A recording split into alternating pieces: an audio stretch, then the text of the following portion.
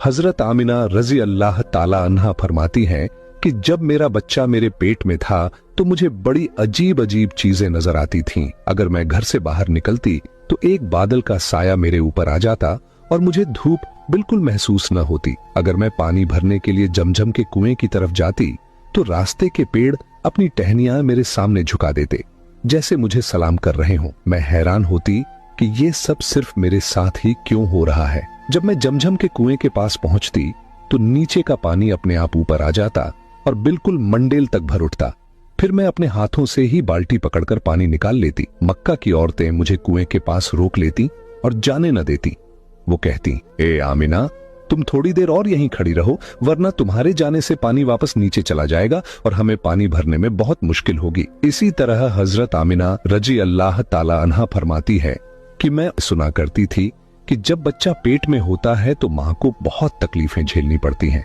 कभी हाथ पांव में दर्द, कभी सर दर्द, कभी उल्टी, कभी बुखार और कभी चिड़चिड़ापन। ये सारी बातें सुनकर मैं सोचती कि अजीब है, मुझे तो पूरे 9 महीनों में कोई तकलीफ नहीं हुई। यहां तक कि जब तक मेरा बच्चा पेट में रहा मुझे सर दर्द तक न हुआ। हजरत आमिना को अजीब अजीब ख्वाब भी आते थे। वो फरमाती हैं कि जब मैं रात को सोती तो मुझे ख्वाब आता कि मेरे जिस्म के अंदर से एक नूर निकला है और उसने पूरी दुनिया को रोशन कर दिया है। ये सब देखकर मुझे यकीन हो चुका था कि मेरे पेट में जो बच्चा है वो यकीनन कोई आम इंसान नहीं, पैगंबर हजरत मोहम्मद मुस्तफा सल्लल्लाहु ताला अलैहि वसल्लम जब अपनी मां हजरत आमिना रजी अल्लाह ताला अन्हा के पेट में थे तो एक रोज आपकी दादी ने आपके दादा को इशारे से बुलाया और कहा, क्या आपको मालूम है ये बहू आमिना बहुत महंगा इत्र लगाती है।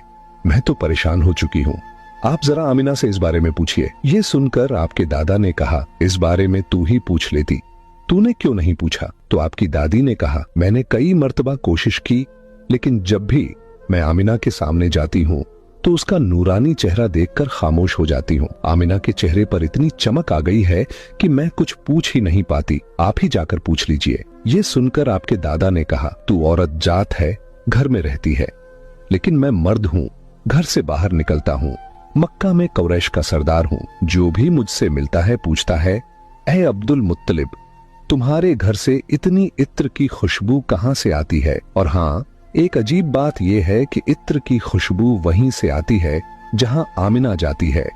अगर आमिना रसोई में जाती है तो खुशबू वहीं से आती है, अगर गुसलखाने में जाती है तो खुशबू वहीं से आती है, अगर बैठकी में जाती है तो खुशबू वहीं से आती है।